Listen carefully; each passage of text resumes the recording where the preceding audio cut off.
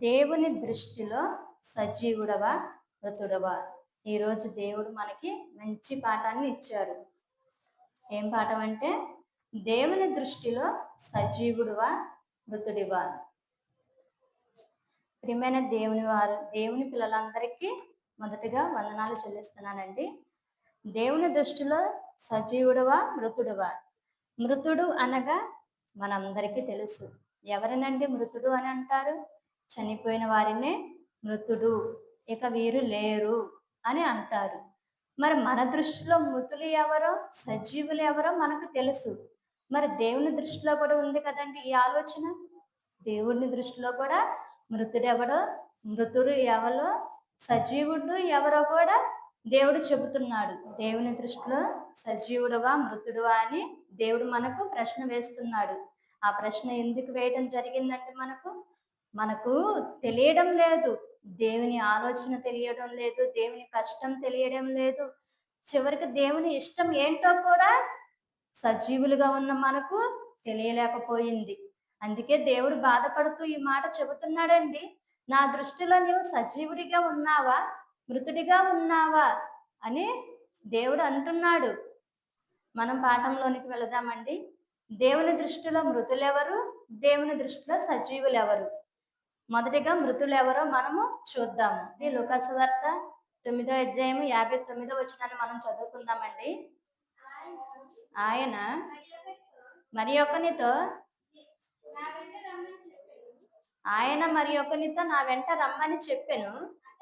అతడు నేను వెళ్ళి మొదట నా తండ్రిని పెట్టి వచ్చుటకు సెలవిమ్మని మనవి చేసెను. అందుకు ఆయన, మృతులు తమ మృతులను పాతిపెట్టుకొనిమ్ము, నీవు వెళ్ళి దేవుని రాజ్యమును ప్రకటించమని అతనితో యేసుక్రీస్తు వారు చెబుతున్నారండి. నీవు నా పని చేయడానికి రా, మనం కలిసి దేవుని పని చేద్దాము. దేవుని కష్టాన్ని మనం ఎరిగి దేవునికి ఇష్టమైన పని ఏంటో మనం చేద్దాము.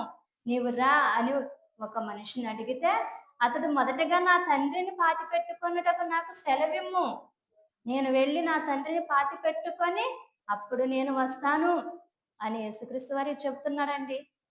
కానీ అప్పుడు యేసుక్రీస్తు వారు ఏమంటున్నారు? మృతులు తమ మృతులను పాతి పెట్టుకొనిమ్ము. మృతులు ఎవరు? చనిపోయిన వారినే మృతులు అంటారు. మరి తమ మృతులను పాతి పెట్టుకొని నిమ్మంటే అక్కడ రెండు వర్గాల వారు కనిపిస్తున్నారు. అక్కడ చనిపోయిన వారు ఉన్నారు, బ్రతికున్న వారు ఉన్నారు. కానీ బ్రతికున్న వారిని కూడా దేవుడు ఏమంటున్నాడంటే మృతుడు. ఎందు విషయంలో మృతుడు అని అంటున్నాడు దేవుడు? ఎందు విషయంలోనండి? దేవుని గురించి తెలుసుకోకపోవడమే, దేవుని గురించి ఆలోచించకపోవడమే చనిపోయిన వారిగా స్వీకరిస్తున్నాడు దేవుడు. నీవు బ్రతికున్నా సజీవుడవై ఉన్నా మృతుడవే అంటున్నాడు. అందుకు గల కారణము మనలోని కోరికలు, మనలోని ఆశలు. అవి దేవునికి ఇష్టముగా లేవు. అవి దేవునికి కష్టముగా ఉన్నాయండి. ఏం ఆలోచిస్తున్నావు? ఏ పని చేస్తున్నావు? నీ బ్రతుకు ఎలాగుంది? దేవుడు ఏం చెప్పి భూమి మీదకు పంపించాడు? దేవుడు ఏం చెప్పి నీకు బ్రతికిచ్చాడు? ఈ బ్రతుకునంతా మరిచిపోయి నీకు ఇష్టమైనట్టు సుఖమును నీవు అనుభవించితే దేవుడు ఊరుకుంటాడా? చెప్పండి ప్రియమైన దేవుని పిల్లలారా. దేవుని దృష్టిలో బ్రతికున్నా మృతులే అని దేవుడు అంటున్నాడు. మృతులైన వారు అసలు వారు ఎలా మృతులైతున్నారు? దేవుని దృష్టిలో బ్రతికున్నా వారు మృతులే అని దేవుడు అంటున్నాడు. మృతులు ఎవరు? వారు ఎలా మృతులయ్యారో మనం బైబిల్ నందు చూడగలిగితే, ఎఫెసీయులకు రాసిన పత్రిక 2వ అధ్యాయం 1వ వచనం. అసలు మృతులంటే ఎవరు? వారు ఎలాగా చనిపోయిన వారిగా దేవుడు స్వీకరిస్తున్నాడు అని మనం బైబిల్ నందు చూడగలిగితే, ఎఫెసీయులకు రాసిన పత్రిక 2వ అధ్యాయము 1వ వచనము. మీ అపరాధముల చేతను పాపముల చేతను మీరు చచ్చిన వారై ఉండగా ఆయన మిమ్మును క్రీస్తుతో కూడా బ్రతికించెను. ఎలా మృతులయ్యారండి? మీ అపరాధముల చేతను పాపముల చేతను. అపరాధాలు నోటితో చేసే అపరాధాలు, పాపాలు, శరీరంతో చేసే పాపాలు, చేతులతో చేసే పాపాలు, వీటి ద్వారా మీరు బ్రతికున్నా కూడా మృతులే అని దేవుడు చెప్పేస్తున్నాడండి. మీరు అలా ఉన్నారు, చచ్చిన వారై ఉన్నారు కనుక క్రీస్తుతో కూడా మిమ్మును లేపుటకు నేను వచ్చాను. క్రీస్తుతో లేపుటకు నా కుమారుణ్ణి కూడా మీ కొరకు పంపించాను అని తండ్రి అయిన దేవుడు అంటున్నాడండి. యేసుక్రీస్తు వారిని ఎందుకు శిలువ యాగంగా మనకు అప్పగించాడు? శిలువలో బలి అవ్వడానికి గల కారణం ఏంటి? యేసుక్రీస్తు వారు ఆయనలో పాపముందా? ఆయనలో ఏ పాపము లేదు, ఆయనలో ఏ దోషము లేదు. మరి అంత పవిత్రమైన వ్యక్తిగా ఉండి పవిత్రుడిగా ఉన్న యేసుక్రీస్తు వారు ఎందుకు చనిపోవడం జరిగింది? చనిపోవటం కూడా మామూలుగా శరీర రోగంతో చనిపోలేదు. ఈరోజు చనిపోతున్న వారితో సమానంగా చనిపోలేదు. ఆయనను బ్రతికుండగానే హింసలు పెట్టి, బాధలు పెట్టి, ముళ్ళ కిరీటం పెట్టి, చేతులకు మేకులు కొట్టి, కాళ్ళకు మేకులు కొట్టి, ముళ్ళులు గల కర్రతో కొడితే చర్మం చీల్చుకొని వచ్చింది. ఎలాగండి? ఒక రైతు పొలం దున్నితే ఆ భూమి ఎలా పొరలు పొరలుగా తెరిలిపోతుందో అలా చర్మం చీల్చుకొని వచ్చేటట్టు మన కొరకు, మనము చేతులతో చేసే పాపాల కొరకు, ఈ శరీరంతో ఈ మనసుతో ఆలోచించే పాపాల కొరకు యేసుక్రీస్తు వారు బలి అయిపోయారు. బలి అయ్యి అలా చనిపోయారండి. అలా చనిపోయిన ఆయన పవిత్రుడిగా ఉన్నాడు. ఆయనను స్వీకరిస్తున్న మనమందరము, నీవు యేసుక్రీస్తు వారిని స్వీకరించావా? నీవు పవిత్రుడిగా ఉండాలని దేవుడు కోరుకుంటున్నాడు. మన కొరకే, కేవలం మన కొరకే క్రీస్తుతో కూడా మిమ్మును లేపుటకు సిద్ధంగా ఉన్నానని దేవుడు చెబుతున్నాడు. ఆలోచించండి. పాపముతో, అపరాధముతో నిండి ఉన్న ప్రతి ఒక్కరూ చనిపోయినట్టే. అలా పాపంతో, అపరాధంతో నిండి ఉంటే మనలను దేవుడు ఊరుకోడండి. నిత్యాగ్ని దండలకి తీసుకువెళతాడు. దేవుని దృష్టికి మృతుడు పాపం చేసిన ప్రతి ఒక్కరూ పాపులే, అందరూ మృతులే. కనుక ప్రియమైన దేవుని పిల్లలారా, దేవుని మందిరానికి వెళుతున్న వారిలో నీవున్నా, నేనున్నా, మీ ప్రవర్తన ఎలా ఉంటుంది ఆలోచించుకోవాలి. మీ ప్రవర్తనలోని మీ ఆలోచన ఎలా ఉంటుంది? ఒకరికి మాదిరిగా ఉండాలి గాని ఒకరికి అపరాధం చేసేవారిగా ఉండకూడదు. ఒకరికి అపరాధం చేసేవారిగా ఉంటే దేవుడు ఒప్పుకోడు. దేవుని ముందు ఒప్పుకోవాలి. నేను చేసిన పాపాలని క్షమించు దేవుడా, క్షమించు తండ్రి, మమ్మలను క్షమించని దేవుని ముందు ఒప్పుకోవాలి. అలా ఒప్పుకుంటేనే తప్ప మనం సజీవులము కామండి. దేవుని దృష్టిలో మృతులుగానే మిగిలిపోతాము. మరొక మాటను మనం చూడగలిగితే 1 తిమోతికి రాసిన పత్రిక 5వ అధ్యాయము 6వ వచనము, సుఖ భోగముల యందు ప్రవర్తించున్నది బ్రతికి చుండియు చచ్చినదయ్యుండును. సుఖభోగముల యందు ప్రవర్తించుచున్నది బ్రతుకు చుండియు చచ్చినదయ్యుండును. ఈరోజు సుఖాల కోసం, విశాలకరమైన జీవితం కోసం ఎదుటివారు కొన్నారు, నాకేం తక్కువగా కాకూడదు, ఎదుటివారికి ఉన్న ఆస్తి నాకు ఉండాలి, ఎదుటివారు బంగారం కొన్నారు, నేను బంగారం కొనాలి అని సుఖమైన జీవితం కోసం ప్రవర్తించుచున్నది బ్రతికి ఉండియు చచ్చినదే. చనిపోయిన వారే చచ్చిన వారు కాదు. దేవుని దృష్టిలో బ్రతికి ఉన్నవారు కూడా చనిపోయిన వారే. ఎలాగంటే అపరాధాలతో, పాపాలతో నిండుకొని ఉన్న నీవు దేవుని దృష్టిలో చనిపోయినావి. నీవైనా, నేనైనా మనలో అపరాధాలు ఉండకూడదు, పాపాలు ఉండకూడదు. ప్రతిరోజు దేవునికి ప్రార్థన చేసుకునే మనసు మనకు ఉండాలి. అలాగని నిజంగా దేవుని పని చేసే ఆలోచన మనకు ఉండాలి. ఎందుకంటే పరమ తండ్రి అయిన దేవుడు నీవు కావాలని అరచేతుల్లో చెక్కుకున్నాడు. ఆలోచించండి ప్రియమైన దేవుని పిల్లలారా, మనము కావాలని దేవుడు తన అరచేతుల్లో నీ రూపాన్ని, నా రూపాన్ని చెక్కుకున్నాడు. అరచేతుల్లో చెక్కుకొని ప్రతి క్షణం చూసి అంత ప్రేమ మనపై ఉంటే మనమేం చేస్తున్నామండి? మనమేం చేస్తున్నాం? దేవుని కంట కన్నీరు రప్పించే వారిగా ఉన్నాము. దేవుని మనసులోని మాటలను వినడం లేదు. ఆలోచించండి. దేవుని కంట కన్నీరు రప్పిస్తే దేవుడు మనకి అంత మేలు చేసిన దేవునికి మనం ఏం చేస్తున్నాము? దేవుని కొరకు ఎవరన్నా ఆలోచిస్తున్నారా? దేవుని ఆలోచనలేంటో తెలుసుకుంటున్నారా? అలా కాదండి. అలా దేవుని ఆలోచన తెలుసుకొనక నేను సుఖంగా ఉండాలి, నేను సంతోషంగా ఉండాలి అని ఆశపడ్డా, ఆలోచించినా దేవుడు ఒప్పుకోడు. ఎందుకంటే ఈ జీవితాన్ని ఇచ్చింది దేవుడు. దేవుని కొరకే దీన్ని ఖర్చు పెట్టాలి. లేదంటే నిత్య అగ్ని దండలోనికి వెళ్ళిపోక తప్పదు. ఈరోజు ఎంతో మంది చనిపోయారు. పుట్టిన నాట నుంచి ఈ లోకం పుట్టినది మొదలుకొని నేటి వరకు కొన్ని కోట్ల లక్షల మంది చనిపోయారు. వారందరూ ఎక్కడికి వెళ్ళిపోతున్నారండి? ఎక్కడికి వెళుతున్నారు? ఈరోజు ఈ ఈ రోజుకు చనిపోయిన వారు కూడా వారు నీతిమంతులైతే, నిజంగా దేవునికి భక్తులయ్యుంటే, దేవుని కార్యాలు చేసిన వారైతే పరదేశంలో నెమ్మది పొందటానికి వెళతారు. దేవుని కార్యాలు చెయ్యకపోయినా, దేవుని గురించి ఆలోచించకపోయినా, దేవుని మందిరానికి వెళ్ళకపోయినా వారు చనిపోతే నిత్య అగ్నిదండంలోనికి వెళ్ళిపోయారు.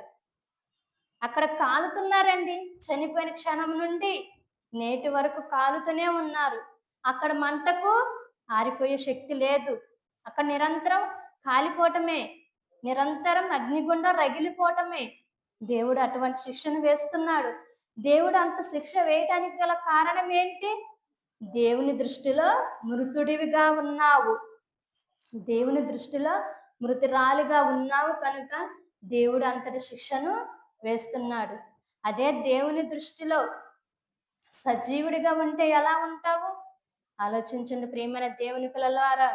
సజీవుడిగా ఉంటే ఎలా ఉంటారో మరి కొన్ని మాటలు మనం చూసుకోగలిగితే, హెబ్రీయులకు రాసిన పత్రిక 5వ అధ్యాయము 7వ శరీరధారి అయి ఉన్న దినములలో మహారోదనతోనూ కన్నీళ్లతోనూ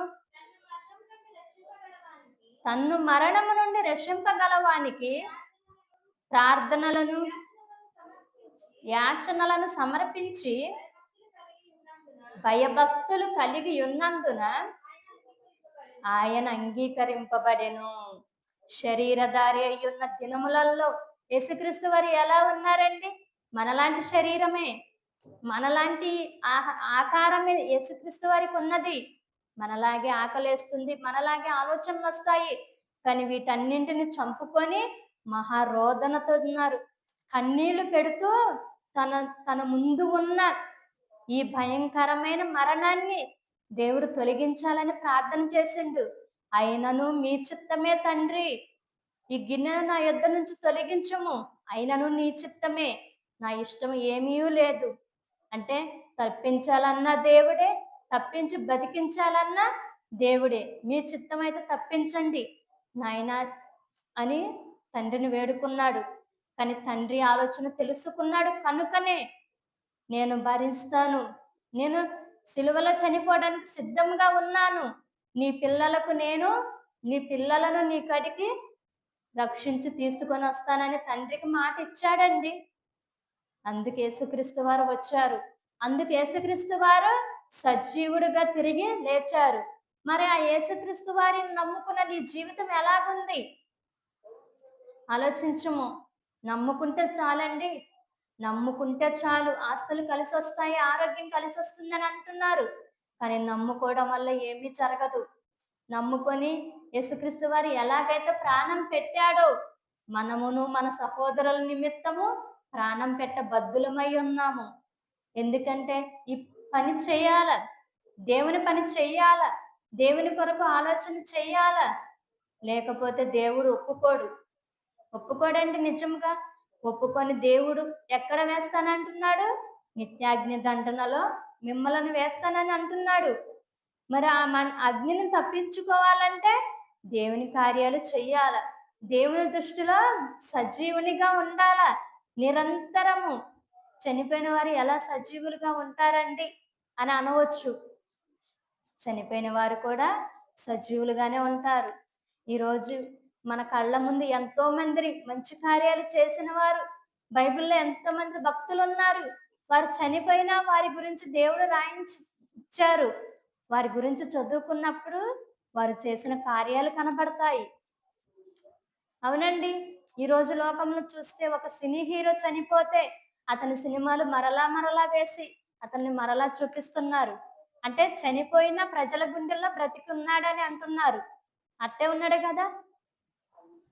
అలాగే చనిపోయిన మనము కూడా దేవుని దృష్టిలో బ్రతికున్న వారిగానే ఉండాలి. ఈరోజు పాటలు రాసిన జాన్సన్ విక్టర్ గారు చనిపోయారు. కానీ ఆయన పాటల రూపంలో ఇంకా మా దృష్టిలో బ్రతికే ఉన్నాడు. అలాగే దేవుని దృష్టిలో కూడా సజీవుడిగానే ఉన్నాడు. కనుకనే అతనికి అంత జ్ఞానం వచ్చింది. అన్ని పాటలు దేవుని పాటలు రాయటం జరిగింది. ఆ పాటలు విని మారిన వారు ఎంతో మంది ఉన్నారు. అర్థం చేసుకునే మనసు నీకుండాలి. వస్తుందిలే వింటున్నాములే అనే ఆలోచన ఉండకూడదు. అర్థం చేసుకోవాలి. చెప్పే ప్రతి మాట అర్థం చేసుకుంటేనే మనకు దేవుడు అవకాశం ఇచ్చినట్టు. అర్థం చేసుకునేటట్టు హృదయాన్ని కుదిరించుకొని ఉండాలండి. ఎందుకంటే ఈ జీవితం చాలా చిన్నది. చిన్నదైన ఈ జీవితంలో దేవుని కొరకు బ్రతికితేనే పరలోకము. దేవుని కొరకు ఆలోచించకపోయినా, దేవుని కొరకు బ్రతకకపోయినా నిత్యాగ్ని దండంలోనికి వెళ్ళక తప్పదు. మరొక మాటను మనం చూడగలిగితే కొరింథీయులకు రాసిన మొదటి పత్రిక 11వ అధ్యాయము 28వ వచనము. కొరింథీయులకు రాసిన మొదటి పత్రిక 11వ అధ్యాయము 28వ వచనము. కాబట్టి ప్రతి మనుషుడు తన్ను తాను పరీక్షించుకొనవలెను. అలాగూ చేసి చాలమ్మా. కాబట్టి ప్రతి మనుషుడు తన్ను తాను పరీక్షించుకోవాలి. దేవుని మందిరానికి వెళుతున్నాను, దేవుడు ఏ మాటను నాకు ఇస్తున్నాడో, ప్రసంగం చేసే అయ్యగారి ద్వారా, వాక్యం చెప్పే అయ్యగారి ద్వారా దేవుడు ఏ మాటనైతే నాకు ఇస్తున్నాడో ఆ మాట ప్రకారం నేను ఈ వారం అంతా బ్రతికానా లేదా అని తన్ను తాను పరీక్షించుకోవాలి. చెబుతున్నారులే, వింటున్నాములే అన్న దృష్టిలో ఉండకూడదు. అలా ఉండకూడదండి. సర్వలోకమునకు సువార్తను ప్రకటించుటకు మనలను బ్రతికించిన దేవుడు. సర్వలోకానికి సువార్తను ప్రకటించాలి. అలా భక్తులు ఆనాడు ప్రకటించుతూ వచ్చారు కనుకనే ఈరోజు బైబిల్ మన చేతికి వచ్చింది. బైబిల్ మన చేతిలో ఉంది కనుక మనకు బైబిల్ అంటే ఏంటో అర్థం కావడం లేదు. బైబిల్ మన చేతిలోనికి రావడానికి ఎంతో మంది చనిపోయారు, చంపబడ్డారు, చెరసాలలో వేయబడ్డారు, అగ్నిలో కాల్చబడ్డారు, రంపములతో కొయ్యబడ్డారు. ఇలా భక్తులు అలాంటి మరణం పొందారు గనుకనే ఈరోజు ప్రశాంతంగా బైబిల్ మనం చదువుతున్నాము. ప్రశాంతంగా చదువుతున్నాము కనుక బైబిల్లో ఏముందో అర్థం కావడం లేదు. కనుక ప్రియమైన దేవుని పిల్లలారా, చదువుతున్న ప్రతి ఒక్కరూ బైబిల్ను మంచిగా ధ్యానం చేయాలా. అలా ధ్యానం చేస్తేనే దేవుడు మనకి మంచి లోకాన్ని ఇస్తానంటున్నాడు. అలా ధ్యానం చేయడం వల్ల మనం మృతులమో సజీవులమో మనకు తెలిసిద్ది. క్రీస్తు శరీరమును రక్తమును త్రాగి దేవుని పని చెయ్యకుంటే వారు మృతులే. యేసుక్రీస్తు వారి శరీరాన్ని రక్తాన్ని తాగుతున్నారు కదా, నెలకనో వారానికనో 10 రోజులకనో పెట్టుకొని తాగుతున్నారు కదా. మరి యేసుక్రీస్తు వారి శరీరాన్ని తాగిన రక్తాన్ని తాగిన శరీరాన్ని తిన్న మరి దేవుని పని చేయాలి కదా. అలా చెయ్యకపోయినా మృతులే. కనుక ప్రియమైన దేవుని పిల్లలారా, దేవుని పని చెయ్యువాడు దేవుని దృష్టిలో సజీవుడిగా ఉంటాడు. దేవుని పని చెయ్యని వాడు దేవుని దృష్టిలో మృతులై ఉంటారు. దేవుని దృష్టిలో సజీవులుగా ఉండాలంటే దేవుని కార్యాలు చేయాలి. అలా దేవుని కార్యాలు చేసి దేవుడున్న లోకానికి చేరుకోవాలి. దేవుని కార్యాలు చేయాలంటే బైబిల్ను ధ్యానం చేయాలి. ప్రతిరోజు వాక్యాన్ని చదువుకోవాలండి. వాక్యం చదవకపోయినా, వాక్య భావం తెలుసుకోకపోయినా ఈ జీవితం లేదు. ఈ జీవితం చాలా చిన్నది. కొద్ది కాలమే ఈ జీవితము. ఈ కొద్ది కాలం తర్వాత యుగ యుగాలు కాలే కాలము వస్తుంది. అది అనంతమైన కాలము. ఆ కాలానికి అంతము లేదు. యుగ యుగాలు ఉండాలి అక్కడే. ఆలోచించండి ప్రియమైన దేవుని పిల్లలారా. మరొక మాటను చూడగలిగితే ప్రకటన గ్రంథము 3వ అధ్యాయము 1వ వచనము. జీవించుచున్నావన్న పేరు ఉంది, కానీ నీవు మృతుడవే.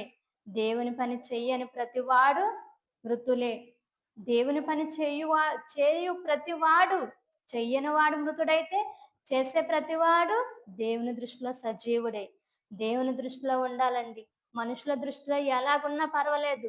ఈళ్ళేంటి పద్దాక ఇలా చెబుతున్నారు, ఈళ్ళేంటి పద్దాక దేవుడు దేవుడు అని అంటున్నారు అని ఆలోచన చేసుకొని ఉన్నా పర్వాలేదు. దేవుడు చూసుకుంటాడు. కానీ దేవుని దృష్టిలో ఎలాగుండాలి? సజీవులుగా ఉండాలి. దేవుని దృష్టిలో మంచివారిగా ఉండాలి. దేవుని దృష్టిలో నీతిమంతులుగా ఉండాలి. దేవుని దృష్టికి మనం అలా కనిపిస్తేనండి, మనుషుల దృష్టికి ఎలా ఉన్నా పర్వాలేదు. ఆలోచించండి ప్రియమైన దేవుని పిల్లలారా. మనుషులు ఈరోజు మంచిగా ఉంటే మంచి కోరతారు, లేదంటే కీడు కోరతారు. కానీ దేవుడు అలా కాదు. నీవు ఏ స్థితిలో ఉన్నా దేవుణ్ణి ఆరాధిస్తే, దేవునికి ప్రార్థన చేస్తూ నీ మనసంతా దేవుడు నిండుకొని ఉంటే, దేవుడు నిన్ను మంచిగా చూస్తాడు. ఆయన దృష్టిలో నీతిమంతుడిగా ఉంటావు. దేవుని దృష్టిలో ఉండటం కావాలి మనము. మనకి దేవుడు తెలియటం కాదు, దేవునికి మనం తెలియడం కావాలి. మనపై దేవుడు పెట్టుకున్న ఆశను మనం నెరవేర్చాలి.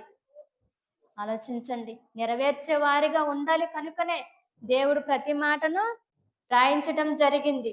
ప్రియమైన దేవుని పిల్లలారా, దేవుని దృష్టిలో సజీవుడిగా ఉండాలి అన్నా, దేవుని దృష్టిలో మృతుడిగా ఉండాలన్నా, సజీవుడిగా ఉండాలంటేనే దేవుని పని చేయాలి. దేవుని దృష్టిలో మృతుడిగా ఉండాలనుకుంటే అవసరం లేదండి. మీకు నచ్చిన కార్యాలు మీరు చేసుకొని బ్రతికుంటే చాలు. దేవుడు ఒక రోజు చావు దినాన్ని ఇస్తాడు. ఆ దినం నిజంగానే చనిపోతావు. ఆ చనిపోయిన క్షణం ఎటు వెళ్ళిపోతుంది నీలోని ఆత్మ? ఆలోచించండి ప్రియమైన దేవుని పిల్లలారా.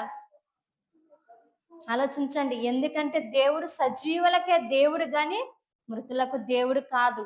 మత్తయి సువార్త 22వ అధ్యాయము 31వ వచనం. ఆయన సజీవులకే దేవుడు గాని మృతులకు దేవుడు కాదని వారితో చెప్పెను. చూడండి ప్రియమైన దేవుని పిల్లలారా, దేవుడు సజీవులకే అంటే బ్రతికున్న వారికే దేవుడు. అవునండి, బ్రతికి ఉన్న వారికే దేవుడు, కానీ చనిపోయిన వారికి దేవుడు కాదు. ఎందుకంటే చనిపోయి అగ్నిగుండంలో వేయబడిన వారి వద్దకు దేవుడు రాడు. తీర్పు అనేది భూమి మీదే జరుగుతుంది. దేవుని సువార్త ప్రకారం బ్రతికితే దేవుడు ఆ లోకాన్ని ఇస్తాడు, లేదంటే నిత్యాగ్ని దండనకు వెళ్ళిపోక తప్పదు. దేవుని దృష్టిలో సజీవునిగా ఉండాలంటే దేవుని కార్యాలు చేయాలి. ఆలోచించండి ప్రియమైన దేవుని పిల్లలారా. ఈ లోకం చాలా చిన్నది, ఈ జీవితం చాలా చిన్నది. చిన్నదైన ఈ జీవితంలోనికి దేవుణ్ణి ఆస్వాదిస్తే దేవుడు చాలా పెద్ద లోకాన్ని ఇస్తానంటున్నాడు. బాధలు కష్టాలు లేని లోకాన్ని ఇస్తానంటున్నాడు. ఆకలి దప్పిక లేని లోకాన్ని ఇస్తానంటున్నాడు. అటువంటి లోకానికి వెళ్ళాలండి. అటువంటి లోకంలోనే ఉంది మనకు నిత్య ఆనందము. అటువంటి లోకానికి అందరూ చేరుకోవాలని చెబుతూ నా ఈ మాటలు ముగిస్తున్నాను.